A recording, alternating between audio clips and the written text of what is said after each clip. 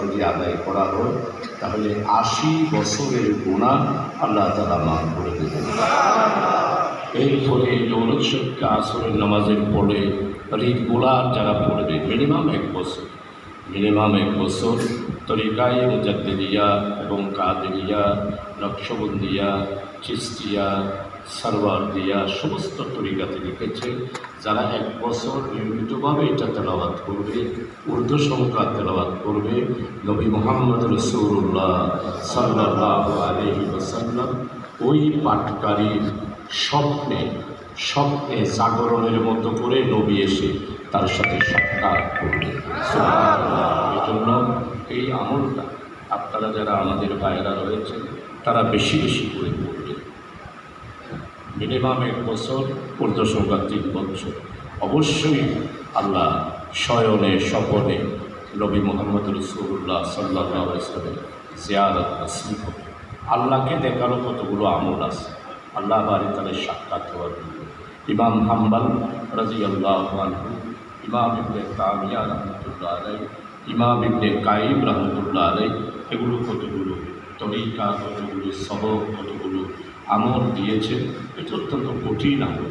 এই কঠিন আমলের মাধ্যমে যদি আপনি নিজকে সাধনা করতে পারেন তাহলে আল্লাহ বাড়ি তাআলা, যেমন ইমাম হাম্বল রাদিয়াল্লাহু আনহু নিজে আল্লাহ বাড়ি তাআলাকে প্রায় ১০০ বার স্বপ্নে দেখেছে। এই জন্য আপনাদের আমাদের আজকের জুমাবারের দিনটি অত্যন্ত গুরুত্বপূর্ণ। আমি দীর্ঘ বক্তব্য রাখবো না। এই আমলগুলো আপনারা সবাই মিলে বাড়ি করে শ্রমিক কল্যাণ ফেডারেশনের এবং জামাতের বাইরে যারা রয়েছেন, কারণ হচ্ছে আল্লাহ তাআলা বলছেন তোমরা আমাকে ডাকো, আমি তোমাদের ডাক শুনি।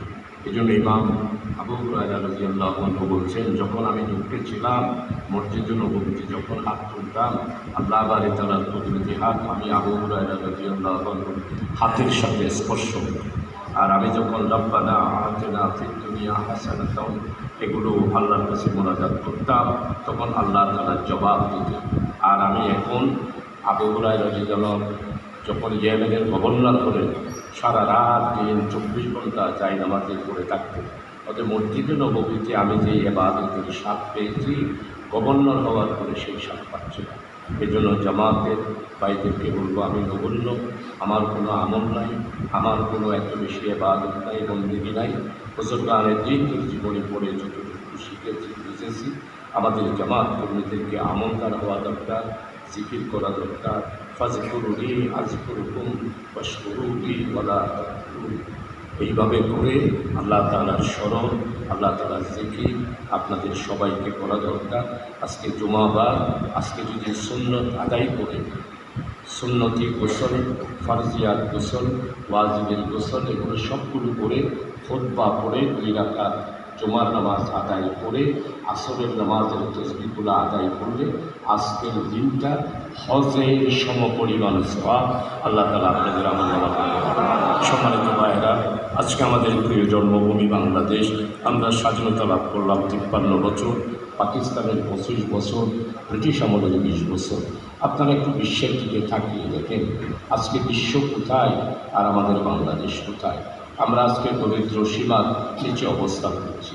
আমরা বাংলাদেশ অর্থনৈতিক দিক থেকে গতকালকে দেখুন ১৯২টা দেশের মধ্যে আমরা ১৬২তম দেশের মধ্যে অবস্থান করছি। মানে আমাদের অন্ন নাই, চিকিৎসা নাই, শিক্ষা নাই, বাসস্থান নাই, টাকা নাই, পয়সা নাই, খাদ্য নাই, অভাবে জর্জরিত, চিকিৎসা পাচ্ছে না। অর্থাৎ একটা নিরন্ন জাতিতে আমরা পরিণত হয়েছি।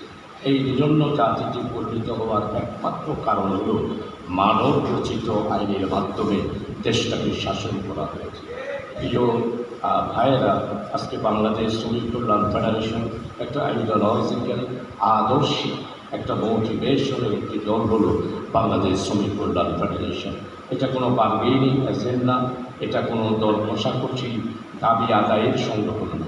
এই সংগঠনটা হলো আমাদের শ্রমিক ভাইদেরকে তাদের মানসিক মানসিকতা, চিন্তা, চেতনা সব দিক থেকে মুসলমান হিসাবে মুমিনে কামিল হওয়ার জন্য যেটা দরকার সেটা টোটাল প্রশিক্ষণ এই বাংলাদেশ শ্রমিক কল্যাণ ফেডারেশন দিয়ে।